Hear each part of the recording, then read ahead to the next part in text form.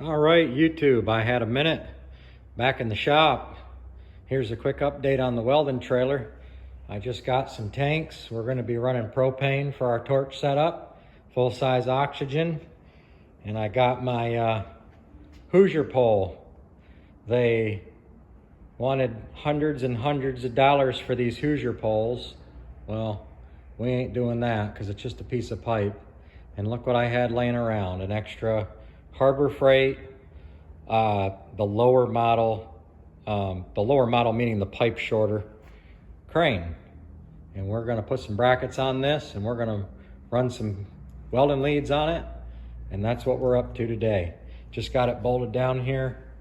All I did was, to make this secure, was I had a piece of 2-inch hitch pipe that I had laying around, fit in there perfect, took up the slack. It made the pieces of angle here that sit there perfect across that, and we ain't lifting 6,000 pounds. It's just for cables and hanging a grinder and, you know, your average welding stuff. So this will work pretty good right now. I'm gonna see how I like it. I might move it back here, but for right now, I need to get it up and running.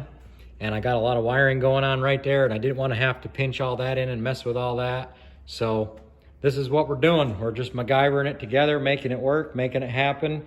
It's on there, it's got lock washers. And I like running the bolts up through because I can see, and I have a pretty decent memory.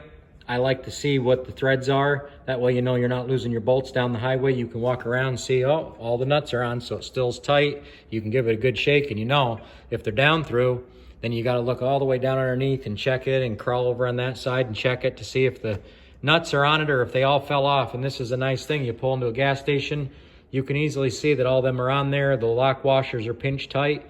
You're good to go. And that's gonna work pretty good.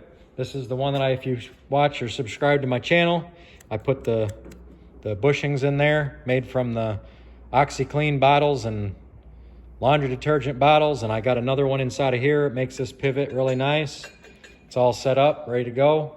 I'm gonna make up a short ratchet strap that hooks down so I can secure this and pinch it down nice and tight. I don't know if I'm gonna leave it extended or not yet.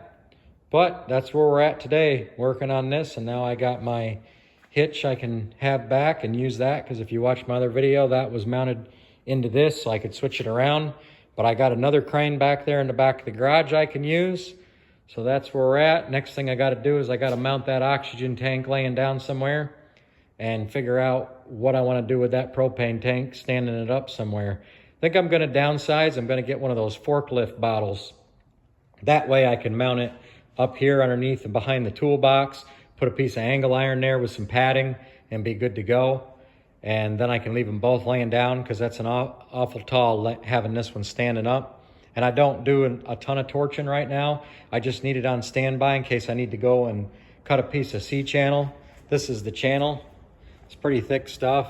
So it's a royal pain if you got to take the grinder to that. Boy, it makes it much nicer if you got a cutting torch and you can draw half a straight line. Works pretty good to cut that kind of stuff up with the cutting torch. So back to this, that's where we're at. Thanks for watching. I'll be back with more.